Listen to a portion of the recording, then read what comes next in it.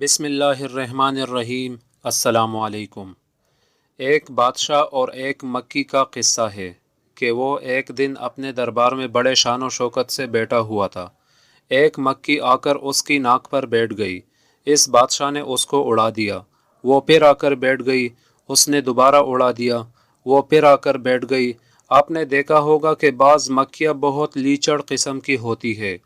ان کو کتنا ہی اڑا لو وہ دوبارہ اسی جگہ پر آ کر بیٹھ جاتی ہے۔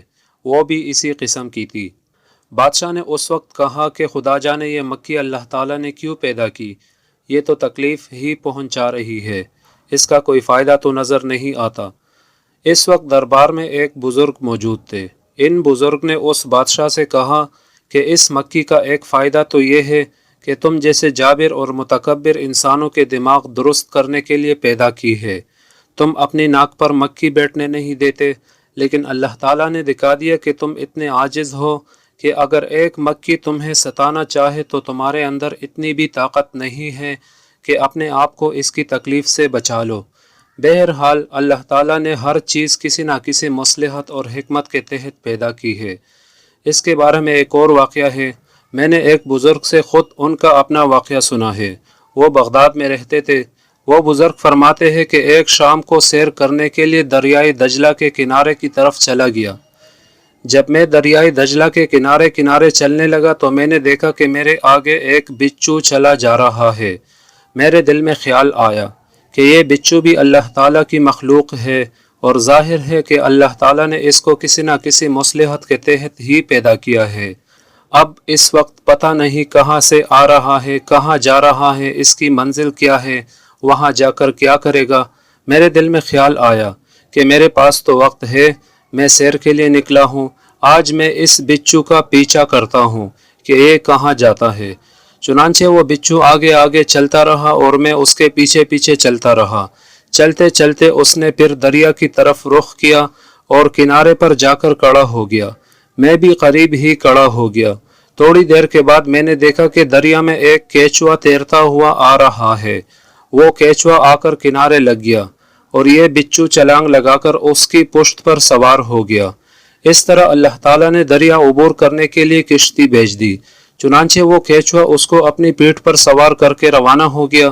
چونکہ میں نے یہ طے کر لیا تھا کہ آج میں یہ دیکھوں گا کہ بچھو کہاں جا رہا ہے، اس لیے میں نے بھی کشتی کرائے پر لی اور اس کے پیچھے روانہ ہو گیا، حتیٰ کہ اس کیچوے نے دریا پار کیا اور جا کر اسی طرح دوسرے کنارے لگ گیا اور وہ بچھو چھلانگ لگا کر اتر۔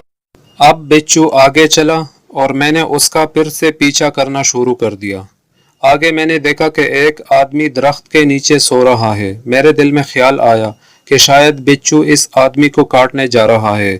میں نے سوچا کہ میں جلدی سے اس آدمی کو بیدار کر دوں تاکہ وہ شخص اس بچھو سے بچ جائے۔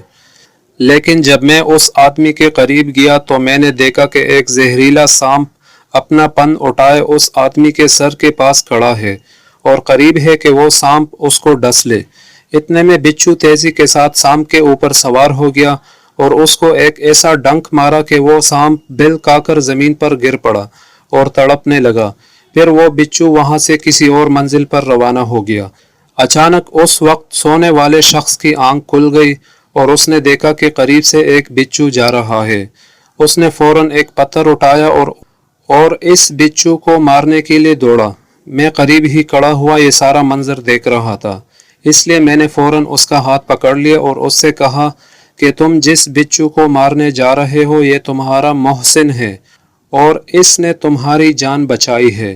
حقیقت میں یہ سانپ جو یہاں مرا پڑا ہوا ہے تم پر حملہ کرنے والا تھا اور قریب تھا کہ تمہیں ڈس لیتا، لیکن اللہ تعالیٰ نے بہت دور سے اس بچھو کو تمہاری جان بچانے کے لیے بھیجا ہے اور اب تم اسی بچھو کو مارنے کی کوشش کر رہے ہو۔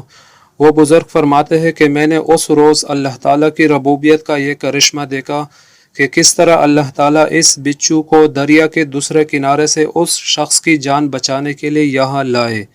بہرحال دنیا میں کوئی چیز ایسی نہیں ہے جس کے پیدا کرنے میں کوئی نہ کوئی تکوینی حکمت اور مصلحت